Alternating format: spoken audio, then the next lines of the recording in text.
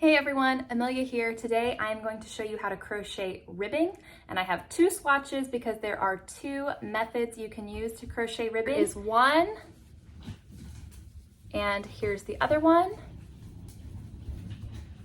And depending on what you're doing, these are going to be useful to you for different applications. So I'm going to show you both of them in detail. I'm going to explain what stitches you can use for each of these methods, and I'm going to explain why you might want to use one over the other. So let's get started. Okay, so the first method that I'm going to show you in detail is how to create ribbing with rows. Here my swatch is done in rows of different stitches, and you can see how the different sections look, and you can see how every other row is raised up. And this swatch is done from smaller stitches to larger stitches. So the first 5 rows, the first handful of rows, are done in just half double crochet. And then this section that almost looks knitted right here, this is 5 rows of slip stitch ribbing. And honestly, this is my favorite kind of ribbing, and you can only do it using rows. So this looks a lot like knitting. It is very, very stretchy, and in my experience, this ribbing right here is going to keep its shape and resist being stretched out the most. So it really is my preferred method. But this is slip stitching.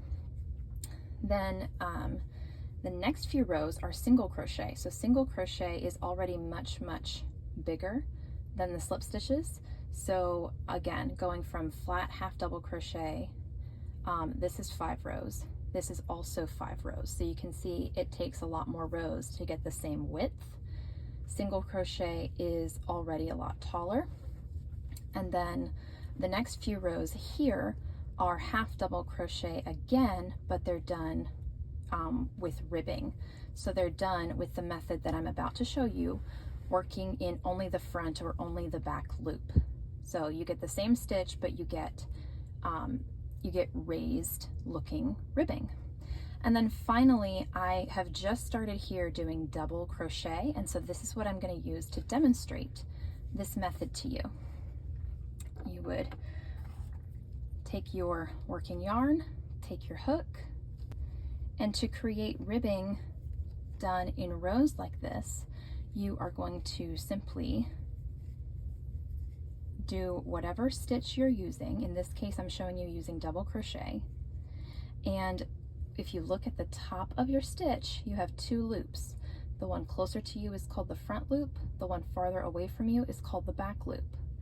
To use this first method of ribbing, all you do is only work into one of these loops instead of both of them. So normally you would do a double crochet like this, grab both of the loops, and it's nice and secure. But to do this type of ribbing, we're only going to grab one. Now you can grab whichever one you want. You just have to stay consistent, but I normally grab only the back loop. So I'm going to grab the back loop using double crochet, and then you simply finish the stitch as normal, and you get the front loop sticking out, which is what makes the stitches look like they are really raised or behind the ones that are more in front. It's pretty simple.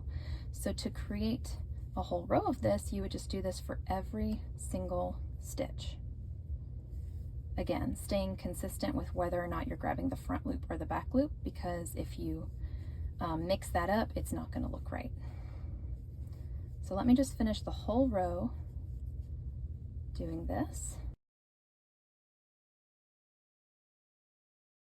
So that's a row done with double crochet. And if I flip my work and I do the exact same thing on this side, then when I turn it back around, that row would again look raised, and this one will look like it is behind because we worked in the back loop. Just like this section is down here with those half double crochet stitches.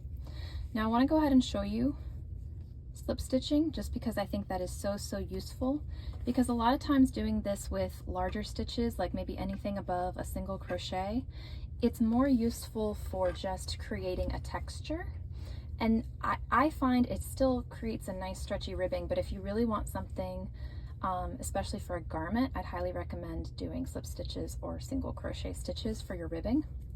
And so let me just show you really quick how that works. You do exactly what I just did with double crochet, but to slip stitch, you're going right into the loop that was just on your hook without any other steps.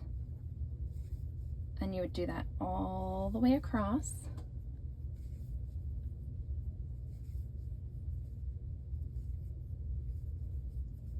And I'm going to do one more row of this so you can really see the ribbing pop. Normally for this, a turning chain of 1 is good.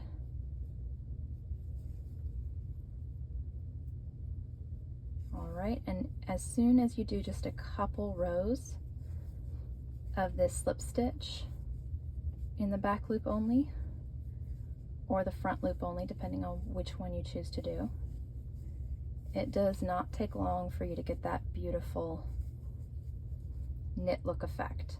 And even though these are very small rows, the stitches are very quick, so you can do this without a lot of extra time, and the effect is really useful.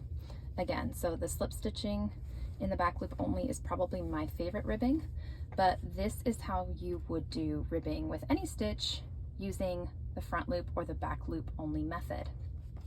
Now let me show you how to create ribbing with something we call front posts and back posts. So for this method, you can see I've done an example. It's nice and stretchy, and this ribbing has a slightly different look. You get more rounded looking ribbing, and it's really raised up from the stitches that look like they are behind. If you flip it, it's very symmetrical, so the front and the back look the same, just like they do with this other method. The front and the back of this ribbing looks the same.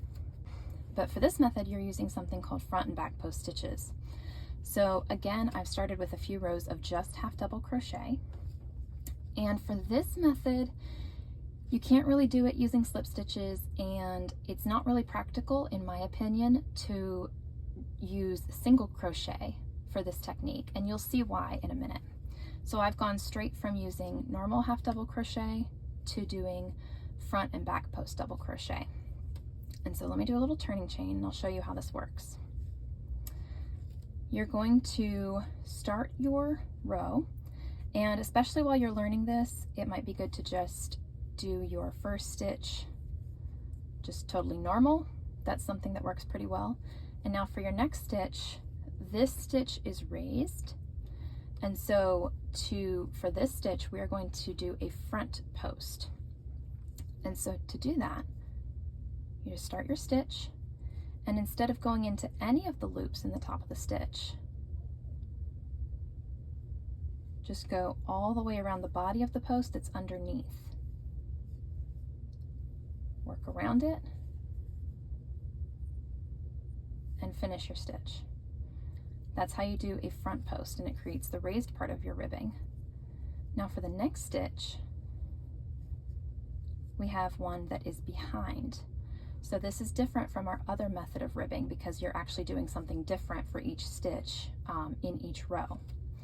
For this, I'm going to go from the back and go around the post.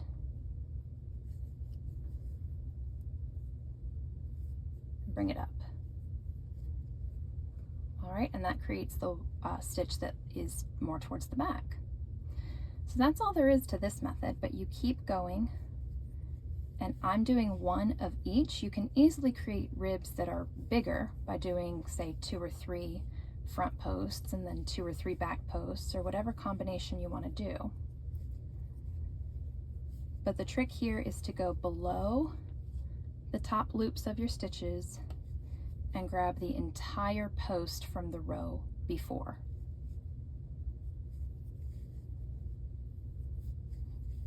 And the reason that doing this with single crochet is not really practical is because single crochet stitches are so short that it doesn't really do anything to grab the little bitty post, because that's how you're working through these stitches, is you're grabbing the post, and the posts of single crochets are just not really there.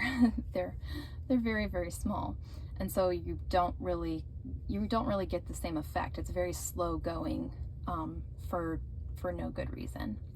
So this is doing this method with half double crochets. I'm going to, let's do double crochet, and let's try doing this with wider ribbing. So I'm going to do just a couple rows of single crochet, totally normal single crochet, to break this up so that you can tell where one stops and the other starts. And then I'll demonstrate this with wider ribbing.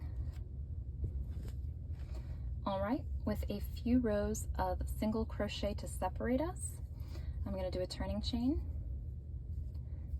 And since this swatch is 10 stitches wide, I'm going to do ribs that are 2 stitches across so that you can see the difference. And I'll also go ahead and do this in double crochet just to give you a different example of a stitch. So I'm still going to start my first stitch normal. And then in the next one, I'll go ahead and do a front post. So I'm going to go around, and I am going around the single crochet, but I'm making a much bigger stitch. Okay, so I'll go ahead and count that as my first rib. Now let's do 2 back post stitches using double crochet. There's 1, and then again I'm going under the top loops, grab my other one. Okay, so that's another rib. Now I'm going to do 2 more using front posts, and these will really pop because I was just starting the row last time. There we go. Now back again.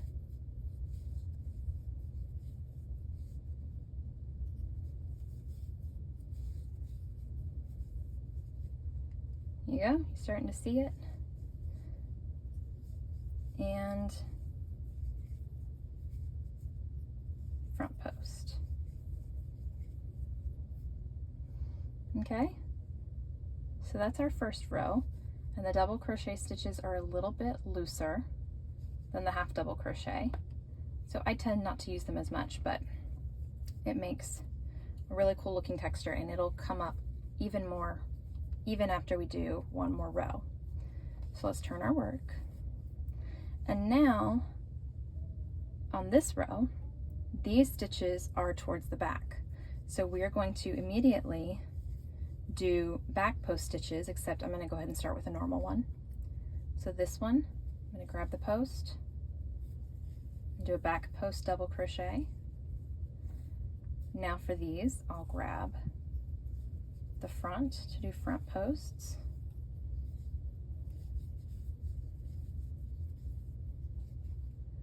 Okay, and now let's continue the pattern for the rest of the row. So 2 more back posts.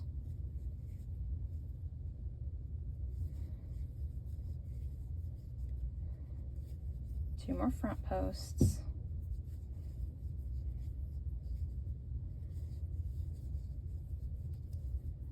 And then last but not least, 2 more back posts.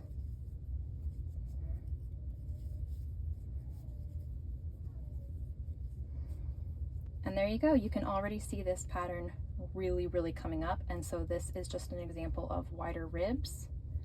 And then we also threw in that we were doing double crochets instead of half double crochets. So again, you can use these when you want something to be extra stretchy, or you can also just use them as part of a texture or a pattern. The benefit to using this kind is that the ribs are very raised, but the downside, in my opinion, is that they're more bulky, so that you might not want to use something so bulky. In some situations, you might want to have something a little bit more flat, and if you want something more flat, I would recommend this kind. but this kind is wonderful for creating designs or creating ribbing that you want to be stretchy, that you also want to pop. And if you are at all interested in creating cables with crochet, this is the technique that you use to do that. These go straight up and down, obviously, but if you get comfortable with these, you can learn how to do ribbing, which just involves doing these out of order so that they weave in all kinds of wonderful combinations. So, all that to say, here are the two different methods of ribbing that you can create with crochet, and you can practice with these and choose the method that fits best for your project.